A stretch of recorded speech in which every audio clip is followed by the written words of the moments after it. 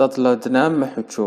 Beri hore waxaa jiri jiray nin miskiin ah oo dan yar ah. Ninkani waxa uu ka shaqayn jiray xaabada.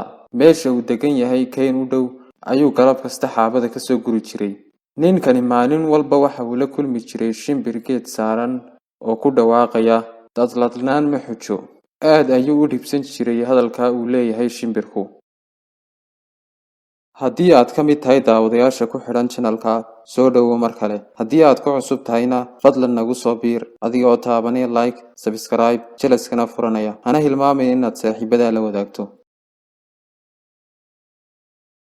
Maalin maalmaha ka mid ah, isagoo ninkii guraya xaabadii, shimbirkiina ku dhawaaqaya odhaahdiisii ahayd dad ladnaan ma xujo, ayuu ninkii u jawaabay oo uu ku yidhi shimbirkii, maalin walba waxaad leedahay dad ladnaan ma xujee, bal annaga yaana siiya. Ilkaha iyo cidiyahaba waanu ku qabsan lahayne. Shimbirkii ayaa ugu jawaabay, sow ma ogid in boqorka inantiisu xanuunsanayso, oo weliba uu u ballan qaaday qofka dawadeeda hela in uu abaalmarin weyn siinayo. Ninkii ayaa ugu jawaabay, haa waan ogahay, laakiin anigu dhakhtar ma ihi. Shimbirkii ayaa u tilmaamay geed caleentii oo ku yaalay meesha ay joogaan, una sheegay in uu yahay dawada ay u baahan tahay inanta boqorku u dhalay. Ninkii ayaa cararay isaga oo sita caleentii oo ordaya ayuu tagay qasrigii boqorka. Kadibna waxa uu soo bandhigay dawada uu sito. Dawadii markii la siiyay inantii isla markiiba way ku caafimaaday. Boqorkii ayaa u yeedhay ninkii xaabaguratada ahaa, waxaanu ku abaalmariyay in uu u dhisay inantiisa kana dhiga dhaxal sugaha boqortooyada. Sidoo kale waxa uu ku wareejiyay dhammaan furayaashii boqortooyada marka laga reebo hal fure. Ninkii xaabaguratada ahaa waxa uu galay nolol hore aanu u arag. Waxa uu u labisan yahay sida boqorrada.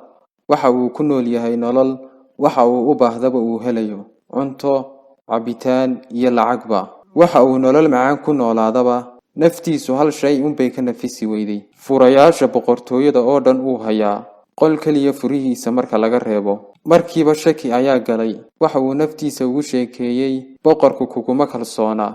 Haddii uu dhaxal suga kaa dhigay, muxuu furaha kaaga reebtay? Habeen walba xaaskiisa ayuu weydiiyaa sababta aanu aabaheed ugu kalsoonayn.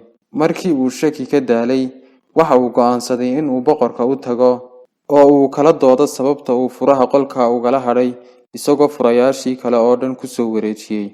Boqorkii ayaa ku yidhi, ma hubtaa in aad u baahan tahay furaha aan kaala hadhay? Ninkii ayaa ugu jawaabay, waan hubaa 100% waanan u baahanahay furaha. Boqorkii ayaa u yeedhay mid ka mid ah ilaaliyayaashiisii oo ku amray inuu ninkan u furo qolka, waxa ku jirana siiyo, kadibna kadinka ka saaro.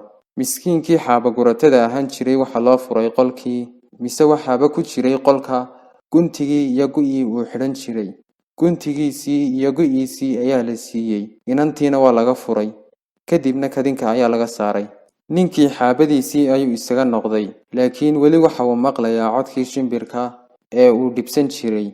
Laakiinse marka ma dhibsanayo waa buu la jiibinayaa. Marka uu yidhaahdo dad ladnaan ma xujo, isna waxa uu odhanayaa, alla run badanaa, anaaba isa seejiyey.